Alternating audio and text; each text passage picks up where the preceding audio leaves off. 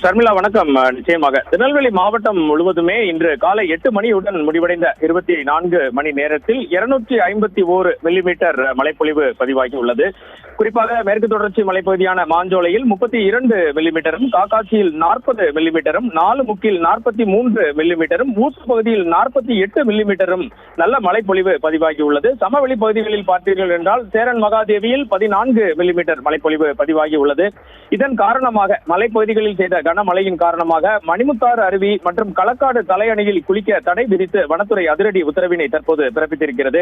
திருநெல்வேலி மாவட்டத்தின் மேற்கு தொடர்ச்சி மலைப்பகுதிகள் மற்றும் அதன் சுற்று வட்டார பகுதிகளில் பெய்து வரும் தொடர் கனமழை காரணமாக மணிமுத்தாறு அருவி மற்றும் களக்காடு தலையணை ஆகிய பகுதிகளில் நீர்வரத்து அபாயகரமான அளவில் அதிகரித்துள்ளது என்றே குறிப்பிட வேண்டும்.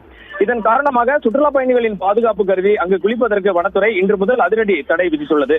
களக்காடு முண்டந்துறை புலிகள் காப்பகம், அம்பாசமுத்திரம் வனக்கோட்டத்திற்கு உட்பட்ட மணிமுத்தாறு அருவியில் இன்று காலை முதல் நீர்வரத்து அதிகமாக காணப்படுகிறது. காட்டாற்று வெள்ளம் போல தண்ணீர் ஆர்ப்பரித்து கொட்டுகிறது.